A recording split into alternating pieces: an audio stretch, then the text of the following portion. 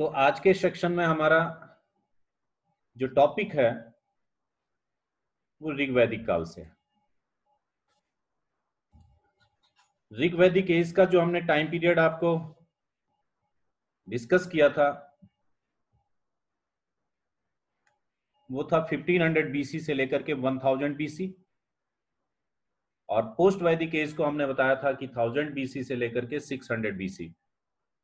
तो आज हम शुरू करेंगे इसमें 1500 बीसी से लेकर के 1000 बीसी के बीच का जो फेज रहा है ऋग्वैदिक काल का, उस पर डिस्कस करेंगे। और आज के इस ऋग्वैदिक फेज में हमने जो एजेंडे में शामिल किया है वो है पॉलिटिकल सिस्टम, राजनीतिक व्यवस्था।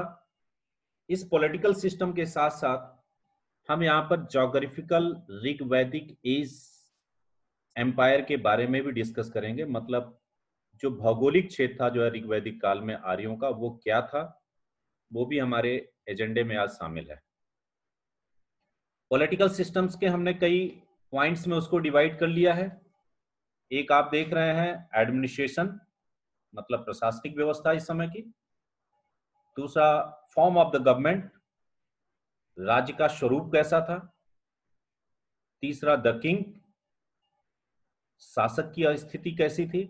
ऑफिशियल्स, उस शासक की सहायता के लिए जो अन्य अधिकारी वर्ग थे उनका क्या स्वरूप था। और उसके बाद आर्मी एंड असेंबलीज। आर्मी मतलब सेना, उस समय की जो भी राजा का स्ट्रक्चर था वो किस तरह से सैन्य अभियानों को मेंटेन करते थे। ये सारी चीजें हम इसमें आज के सेशन में हमने उसको रखा हुआ है। असेंबलीज में हम उन कमेटीज की बात करेंगे, उन ऑर्गेनाइजेशंस की बात करेंगे जिनके माध्यम से एक राजा शासन करता था। राजा अपने पावर्स को एंटरटेन करता था, किस तरह से वो उनका उपयोग करता था। ये सारी चीजें असेंबलीज के अंतर्गत होंगी। इसमें 4 जो असेंबली हैं उनको हम आगे चल करके डिस्कस करेंगे। सभा, समिति, गण, विदत वगैरह जो भी थी उनको हम आज के एजेंडे में अपने शामिल किए हुए हैं। इतिहास लेखन में हमने शुरुआत में ही कहा था कि 2 सोर्सेस हमारे पास होते हैं। एक होते हैं आर्कियोलॉजिकल सोर्स और दूसरे होते हैं लिटरेचर सोर्स, साहित्यिक स्रोत और पुरातात्विक स्रोत। पुरातात्विक स्रोतों को हमने अभी तक यहां पर डिस्कस नहीं किया था। आज हम जो है ऋग्वैदिक काल से संबंधित जो पुरातात्विक स्रोत हमें 2-4 मिलते हैं उन पर हम यहाँ पर विचार करेंगे और उसको हम एक संक्षिप्त रूप से उस पर प्रकाश डालेंगे। सबसे पहले जो हमने ऋग्वैदिक एज के लिटरेचर सोर्स में थे उसमें हमने वेद वगैरह सारे कर दिए थे। 4 वेद जो भी थे आपके, ऋग्वेद, सामवेद, यजुर्वेद, अथर्ववेद, उसके बाद आरण्यक, उपनिषद, ये सारी चीजें। आर्कियोलॉजिकल सोर्स में हमारे पास 2 सोर्स सबसे ज्यादा इंपॉर्टेंट हैं। एक तो है हमारे पास बोगजकोई इंस्क्रिप्शन, बोगजकोई अभिलेख, और दूसरा हमारे पास जो सोर्स है वो है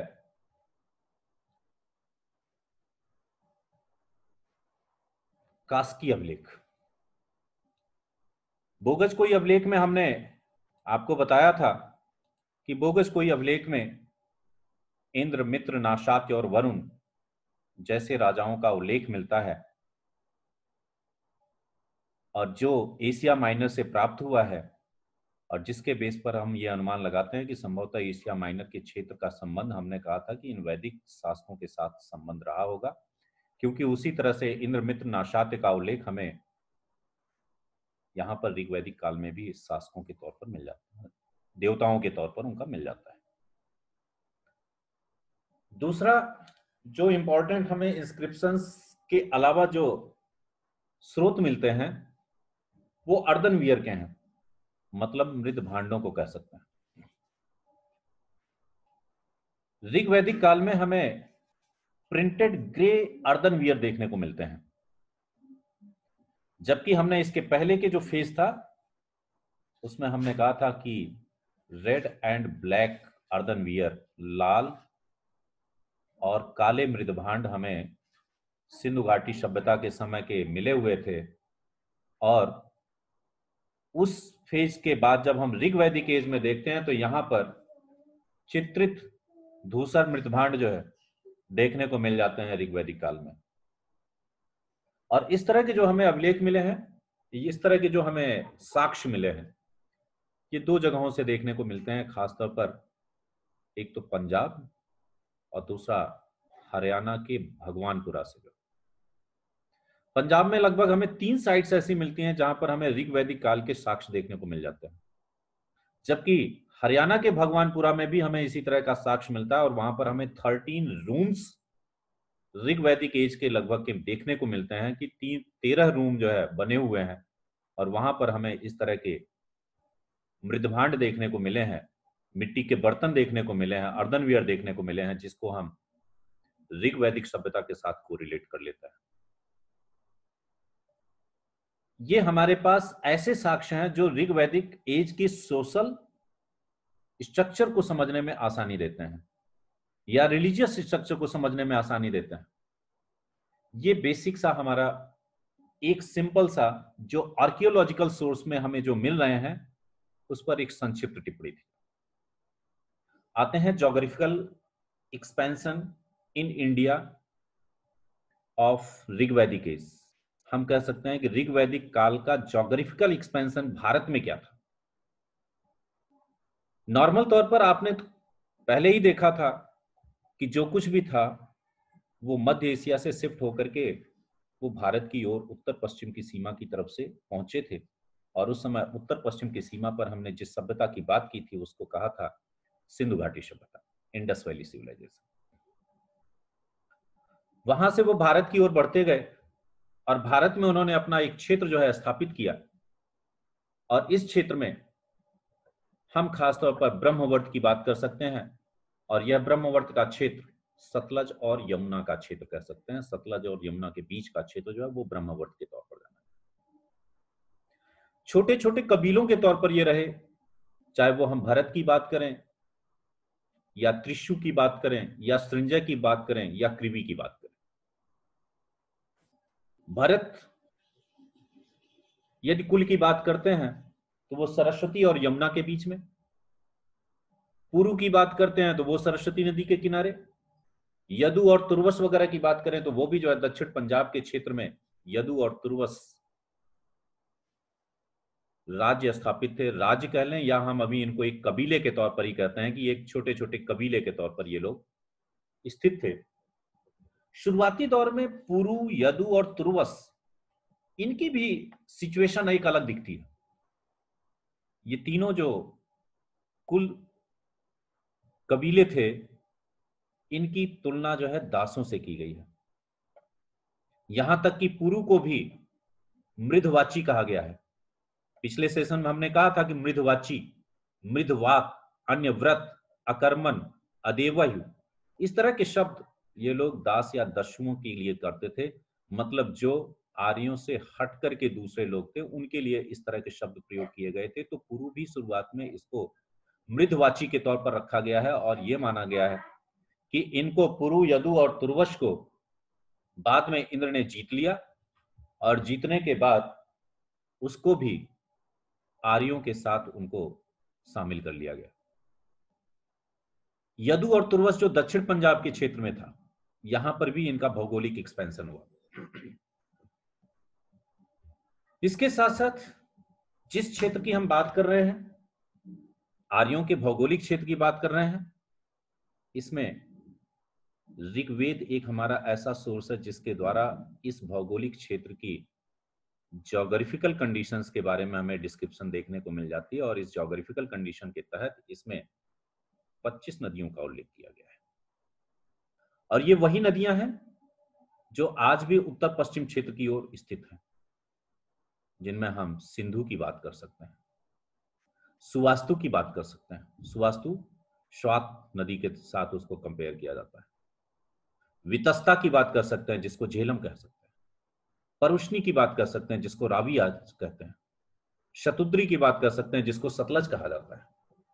इसी तरह से कुंभा, काबुल नदी, अस्कनी, चिनाब नदी, सदानीरा, गंडक नदी, बिपाशा, व्यास नदी, ये सारे नाम हमें ऋग्वेद में भारत के आर्यावर्त के क्षेत्र की प्रमुख नदियों के तौर पर मिल जाते हैं।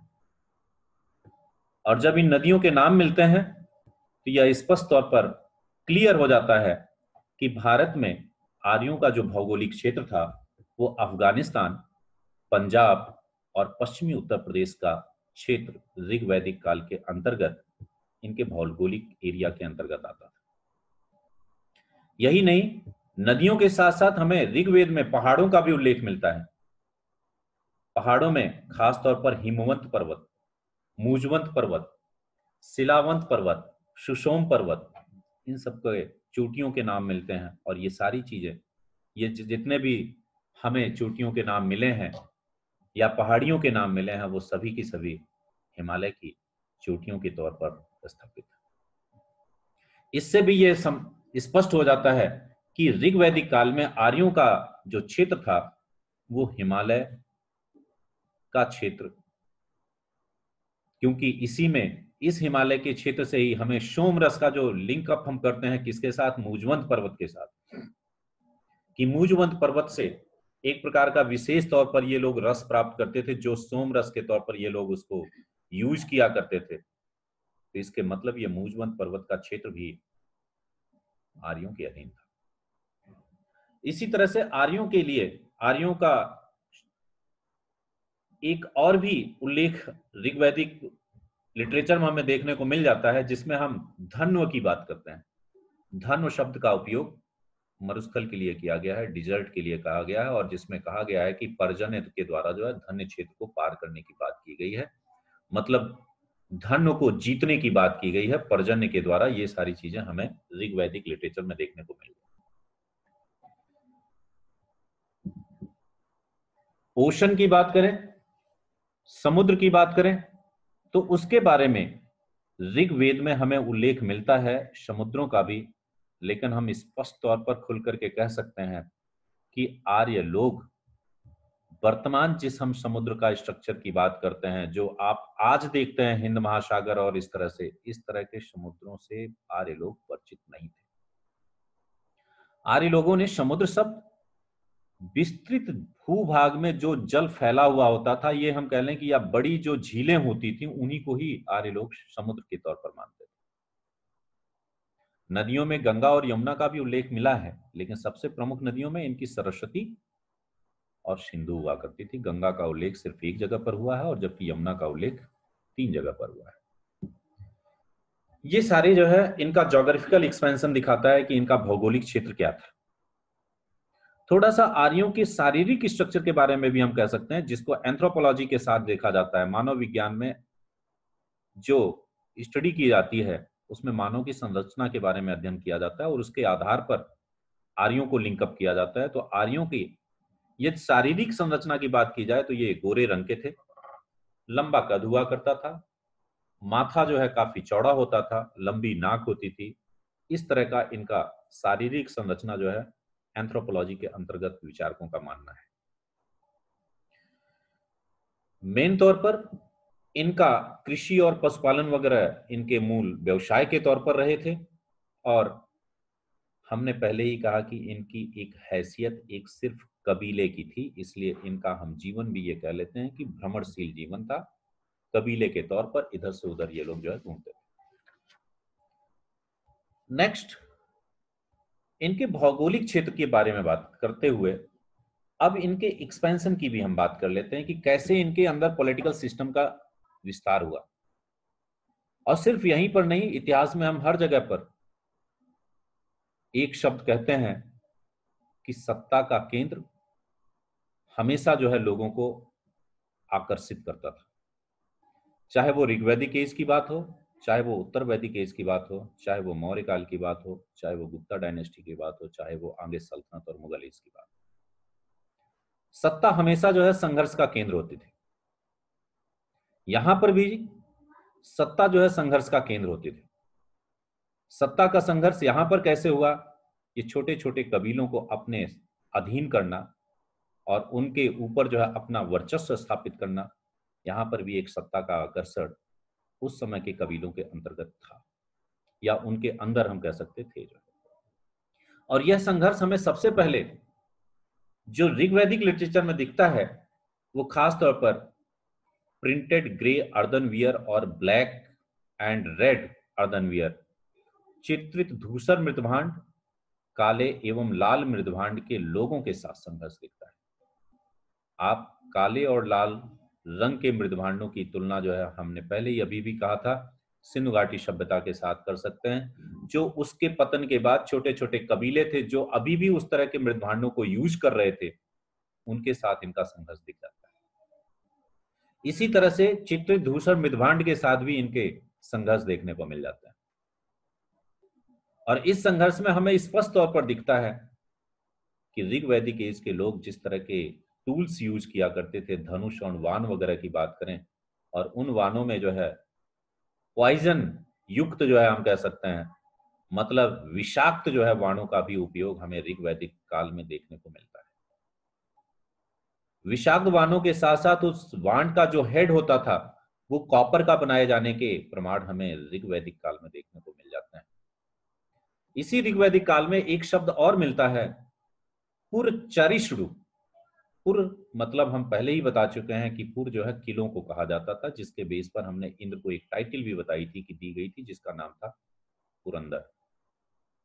इसी तरह से पुरचरिष्णु शब्द का भी उपयोग हमें ऋग्वैदिक एज में देखने को मिलता है, जिसका उपयोग खास तौर पर पुरों को तोड़ने के लिए विशेष प्रकार के यंत्र के लिए यूज किया जाता था। मतलब किलों को तोड़ने के लिए जो एक विशेष तौर पर ये हथियार यूज करते थे उसे पुरचरिष्णु कहा गया है। ये जो इनके टूल्स हैं वो इनकी सामरिक स्थिति को स्पष्ट तौर पर प्रदर्शित करते हैं।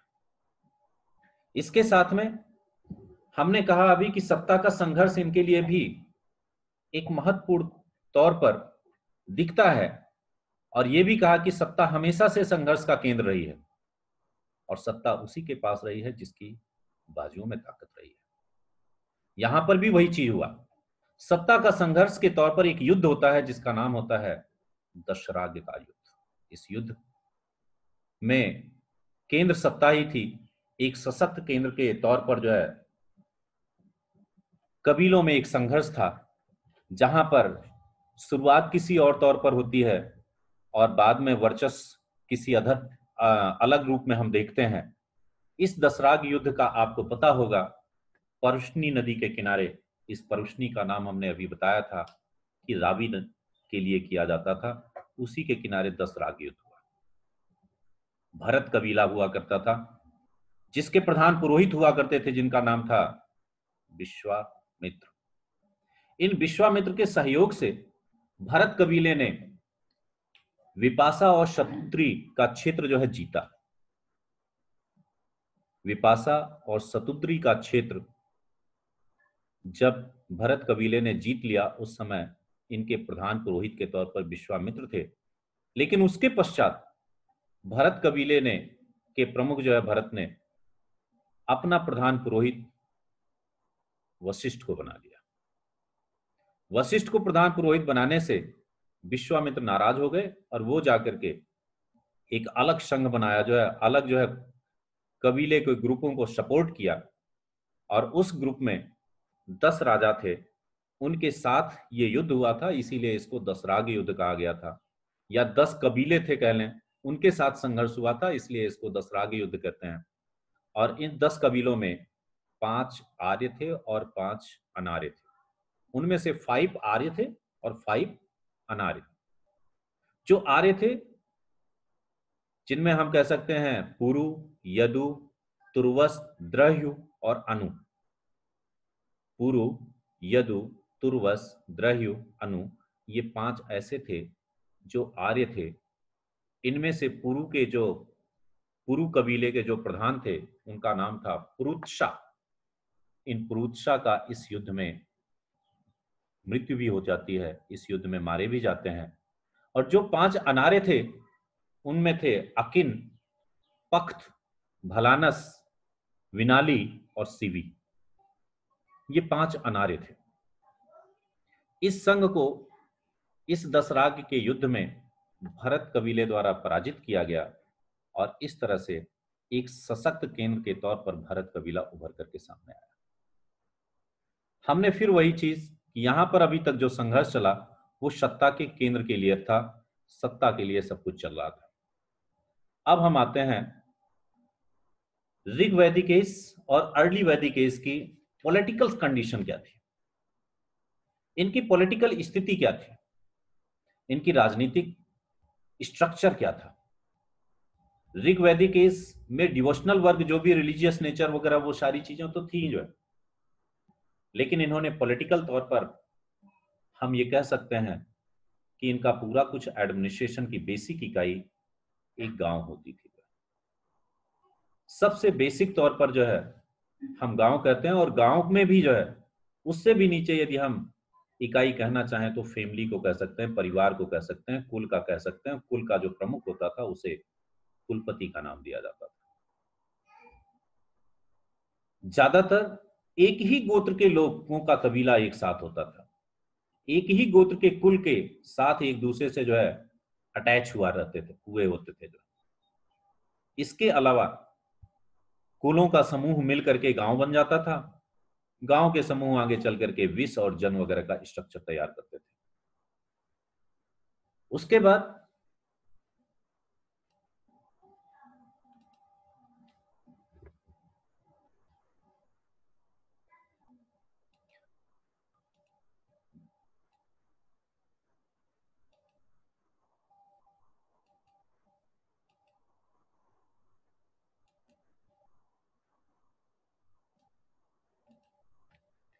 हम इसमें यह कह रहे थे कि इनकी प्रशासनिक संरचना में बेसिक इकाई गांव होती थी।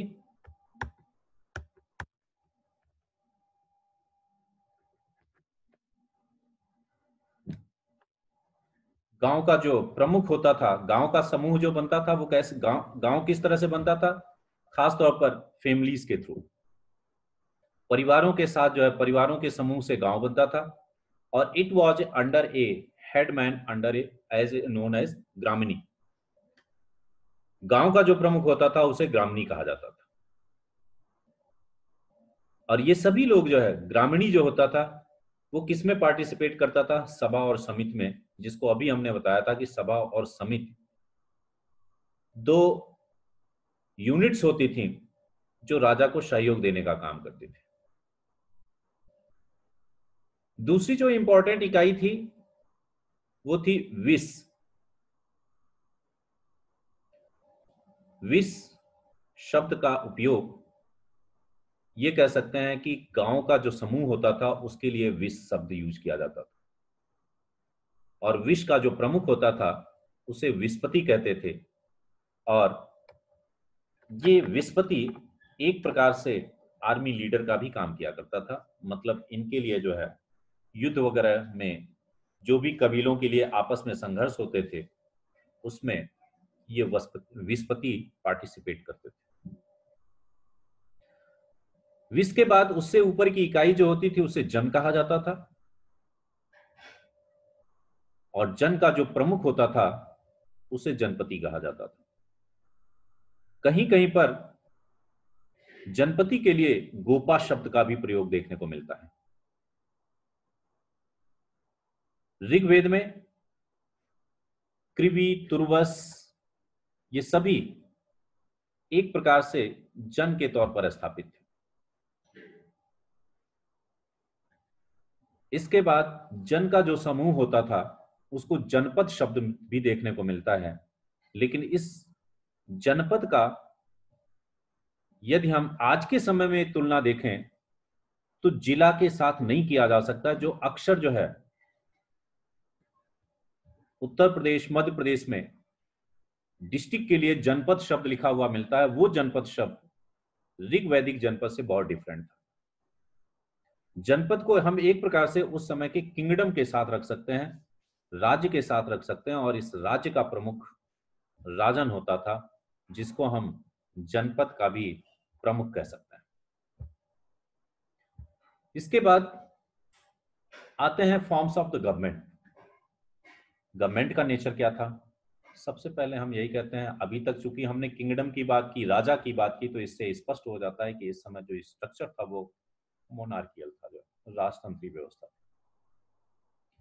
राजतंत्री व्यवस्था होने के साथ साथ यह आनुवंशिक भी कही जा सकती है, लेकिन इस आनुवंशिक नेचर पर इनडायरेक्ट तौर पर नियंत्रण किसका होता था? सभा और समिति का। यह जरूर है कि जिस परिवार से राजा होता था वो एक रॉयल फैमिली के तौर पर एक्सरसाइज किया करता था, मतलब एक रॉयल फैमिली के तौर पर अपने पावर को एंटरटेन किया करता था।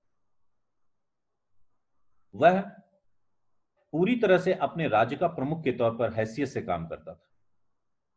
लेकिन एक चीज और भी स्पष्ट की जा सकती है, उस राजा के ऊपर सभा समिति जैसी असेंबलीज का अप्रत्यक्ष तौर पर नियंत्रण हमेशा से रहता था, और वह राजा उस समिति के प्रति रिस्पॉन्सिबल भी रहता था, सभा और समिति गण विदत के प्रति रिस्पॉन्सिबल भी रहता था।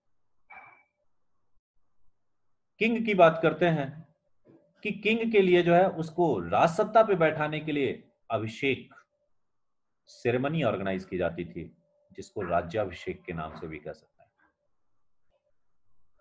राज्याभिषेक के माध्यम से प्रधान पुरोहित के द्वारा उस राजा को राजदंड सौंपा जाता था, जिसके माध्यम से वह राज्य में न्याय व्यवस्था को स्थापित करने का काम करता था। उसको इंद्र और मित्र जैसे देवताओं के समकक्ष रखते हुए उसके समान शक्ति संपन्न होने की कामना की जाती थी कि राजा इंद्र और मित्र जैसे देवताओं के समान शक्ति संपन्न होगा। इसी के साथ साथ वह अपने पद पर रहते हुए आम जन के लोगों के हितों के लिए हमेशा सदैव कार्यरत रहता था। उसमें वह अपना ड्यूटी परफॉर्म करता था, और उस तरह से वह अपने जन या अपने कह लें कि जनपद या अपने राज्य की सुरक्षा करने का काम करता था। उसकी रक्षा का भी दायित्व उसके ऊपर होता था, प्लस साथ में उस समय की पूरी व्यवस्था को मेंटेन रखने का भी उसकी जिम्मेदारी होती थी। हम एक प्रकार से तौर पर कह सकते हैं कि राजा लॉ एंड ऑर्डर दोनों चीजें जो है मेंटेन रखने का काम करता था। लॉ एंड ऑर्डर मेंटेन करने के लिए उसकी एक न्याय व्यवस्था भी स्थापित होती थी, और इस न्याय व्यवस्था में उसको हेल्प करने का काम, सहयोग देने का काम पुरोहित किया करता था। इस पूरे सिस्टम को मेंटेन करने के लिए आर्थिक स्थिति भी प्रॉपर रहे, इसके लिए कर व्यवस्था भी थी, और जिसके लिए राजा को बलि के तौर पर कर भी प्राप्त होता था। कुछ हद तक ये भी कह सकते हैं बलि के तौर पर उपहार भी राजा को मिलते रहते थे। रॉयल फैमिली उसके बेस पर अपना जो है अपना शासन व्यवस्था स्थापित करती थी। ये सारी चीजें जो है राजा के लिए प्रमुख थी। इसके बाद दूसरा हम कह सकते हैं कि ऑफिशियल्स की बात करें। राजा को अपने सभी ड्यूटीज को परफॉर्म करने के लिए प्रमुख तौर पर जो कर्मचारी वर्ग कह लें या अधिकारी वर्ग का सहयोग भी मिलता था, और इसमें सबसे प्रमुख तौर पर हम कह सकते हैं कि पुरोहित का स्थान होता था। पुरोहित या प्रीस्ट कह सकते हैं। इसी तरह से सेनानी एक हुआ करता था जो आर्मी के तौर पर काम करता था। ग्रामनी होता था जो विलेज का हेडमैन था, जो है वो होता था। गुप्तचर भी होते थे जिसके लिए स्पर्श शब्द का यूज किया जाता था, क्योंकि अभी हमने शुरुआत में कहा था कि ऋग्वैदिक एज में पशुपालन और कृषि दोनों जो है इनके व्यवसाय थे, और खास तौर पर ऋग्वैदिक काल में इनका प्राइमरी व्यवसाय पशुपालन था, और इसलिए पशुओं के लिए चारागाह का जो जमीन होती थी उसका एक अधिकारी भी मिलता है ऋग्वैदिक एज में देखने को, जिसको व्राजपति कहा। एक कबीले के दूसरे के साथ संबंध, एक जनपद के दूसरे के साथ संबंध, जन के एक दूसरे के साथ संबंध, इनको स्थापित करने के लिए दूत भी हुआ करते थे, जो एक दूसरे के बीच में आदान प्रदान किए जाते थे, जो एक दूसरे के बीच में मैसेंजर का भी काम किया करते थे। पूरब शब्द का भी उपयोग मिलता है इनके ऑफिशियल्स में, और ये पुर का प्रधान होता था, मतलब किले का जो प्रमुख होता था उसे पूरब के तौर पर कहा गया। इसके अलावा और तो आप देख ही रहे हैं, जनपति है, विस्पति है, ग्रामीणी है, ग्रामपति है, ये सारे शब्द भी हमें देखने को मिल जाते हैं। ये इस समय ऋग वैदिक काल के प्रमुख ऑफिशियल्स हुआ करते थे। आर्मी का एक विशेष स्थान था जिसमें रथ वगैरह का उपयोग किया जाता था, उनके द्वारा विभिन्न तरह के टूल्स वगैरह यूज किए जाते थे, उसको प्रॉपर तौर पर मेंटेन करने का काम किया जाता था, क्योंकि आर्मी ही सत्ता को स्थापित रखने के लिए महत्वपूर्ण भूमिका निभाती थी। इसके बाद जो है, इस समय राजा की स्थिति पर नियंत्रण रखने के लिए असेंबलीज थी, जिसको अभी हमने कहा था सभा, समिति, गण और विदत। सभा और समिति आगे चल करके सबसे प्रमुख तौर पर हो जाती हैं, लेकिन शुरुआत में हमें गण और विदत जैसी संस्थाएं भी देखने को मिलती हैं। विदत के बारे में इतिहासकारों का कुछ का मानना है कि इसमें सभी लोग जो है, सैनिक, असैनिक और धार्मिक, तीनों तरह से संबंधित व्यक्ति जो है पार्टिसिपेट किया करते थे। गण के बारे में हमें कोई ज्यादा जो है डिस्क्रिप्शंस देखने को नहीं मिलता है। ऋग्वैदिक एज में हमें कहीं ज्यादा इतना डिटेल नहीं मिलता कि गण का स्ट्रक्चर्स क्या होता था। हाँ, ये जरूर है कि कुछ हद तक राजा को महिमा मंडित करने के लिए कई शब्द और भी मिल जाते हैं, चाहे वो हम जनस्य गोपा की बात करें या फिर जनराजन की बात करें, गणपति की बात करें। ये सारे शब्द जो है हमें राजा के लिए सिमिलर शब्द के तौर पर देखने को मिलते हैं। इनकी सहायता के लिए विदत और गण के अलावा जो अन्य कमेटी थी, उसमें सभा और समिति, ये दोनों सबसे प्रमुख थी। सभा सबसे प्राचीन संस्था के तौर पर, सबसे प्राचीन संस्था तो विदत कह सकते हैं। सभा जो है हम उच्च सदन के तौर पर कह सकते हैं, वरिष्ठ सदन के तौर पर कह सकते हैं। इसमें एल्डर पीपल्स जो है, जो वरिष्ठ जन होते थे, वो सभा के सदस्य होते थे, और इस सभा का जो प्रमुख होता था उसे सभापति कहा जाता था। काम क्या होता था? राजा को प्रशासन में सहायता करना, उसको एडवाइस देना। साथ ही साथ हम ये भी कह सकते हैं कि जुडिशरी के तौर पर, न्याय व्यवस्था में भी राजा को सहयोग करने का काम करते थे। कोर्ट ऑफ लॉ के तौर पर इसको कह सकते हैं, tried the case of criminals and punishment, मतलब ये क्रिमिनल्स केस और उनको क्या पनिशमेंट होना चाहिए, इसमें भी सभा का विशेष स्थान होता था। सभा और समिति को प्रजापति ब्रह्मा की दो पुत्रियों के तौर पर बताया गया है, और यह उल्लेख अथर्ववेद में देखने को मिलता है। अथर्ववेद में सभा को नरिष्ठ के तौर पर कहा गया है। नरिष्ठ का मतलब होता है अनलंघनीय, जिसका विरोध नहीं किया जा सकता, जिसका उल्लंघन नहीं किया जा सकता। इस तरह से सभा के लिए शब्द का प्रयोग किया गया है। ऋग्वेद में सभा का 8 बार प्रयोग किया गया है, शब्द आया हुआ है। समिति 9 बार आया हुआ है, लेकिन विदत का उपयोग 122 बार देखने को मिलता है। इस तरह से सभा का एक महत्वपूर्ण स्थान राजा के प्रशासनिक व्यवस्था में था।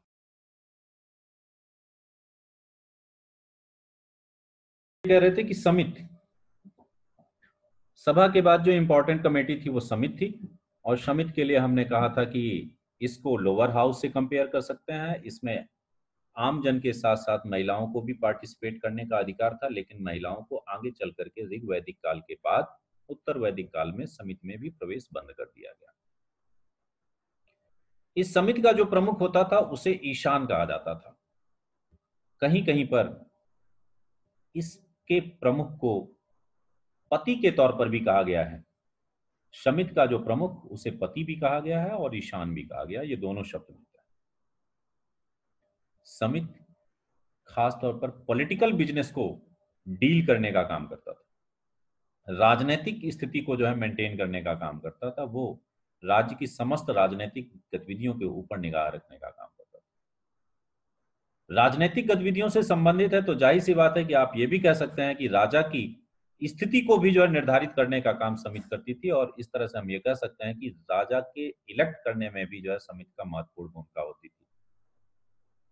ये बात दूसरी है कि राजा का पद हेरिडिटरी होता था, लेकिन वो निरंकुश ना होने पाए, ऑटोक्रेटिक ना होने पाए, इसलिए उसके ऊपर नियंत्रण इनडायरेक्ट तौर पर जो है समिति का होता था। राजा का पद ज्येष्ठाधिकार के सिद्धांत पर आधारित था, लेकिन यदि कहीं पर ज्येष्ठाधिकार के सिद्धांत में राजा का पद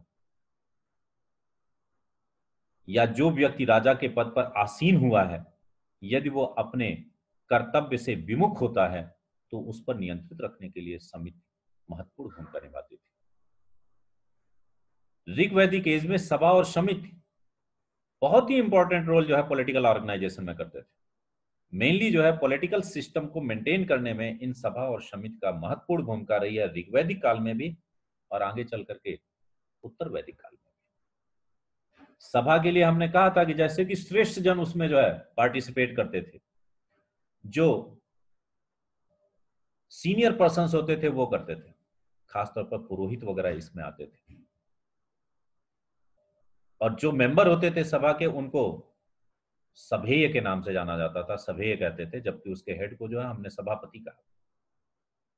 समिति में भी इसी तरह से सभी मेंबर होते थे। राजा को अपने राज्य के प्रति निष्ठावान बनाए रखने के लिए हमें उस समय की लिटरेचर्स मिलती हैं कि जिसमें वो कहा जाता था कि वो अपने राजनीतिक स्थिति को किस तरह से मेंटेन करेगा, किस तरह से उसे उपस्थित होना चाहिए, किस तरह से उसे अपने आप को राज्य में स्थापित करना है। ये सारी चीजें हमें देखने को मिलती हैं, जिसमें हम खासतौर पर छांदोग्य उपनिषद का भी उल्लेख मान सकते हैं।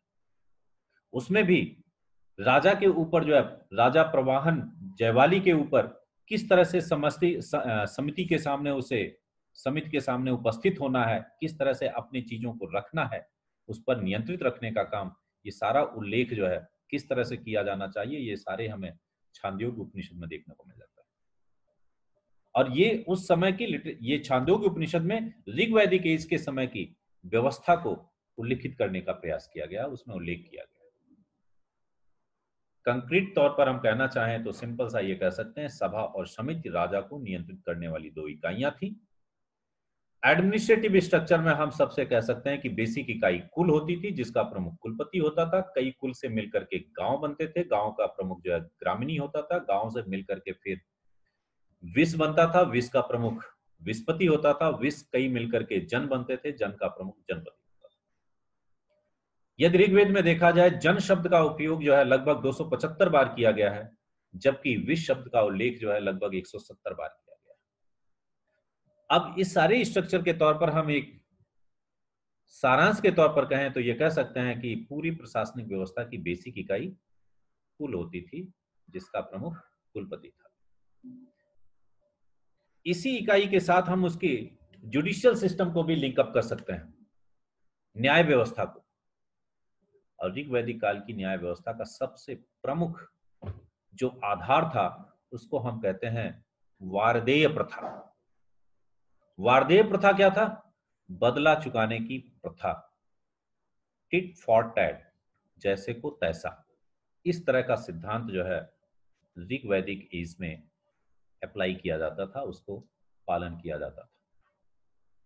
इसी में जो है शतदाय जैसे भी शब्द का देखने को मिलता है। शतदाय का मतलब 100 गायों के समान जीवन मूल्य। ब्राह्मण की तुलना जो है शतदाय के तौर पर कहा गया है, मतलब उसका जीवन जो है 100 गायों के बराबर है, क्योंकि गाय इस समय सबसे ज्यादा जो है महत्वपूर्ण इकाई के तौर पर इनकी रखी जाती थी। गाय को सबसे महत्वपूर्ण स्थान था, जिसके लिए अधन्या जैसे शब्दों का प्रयोग किया गया था।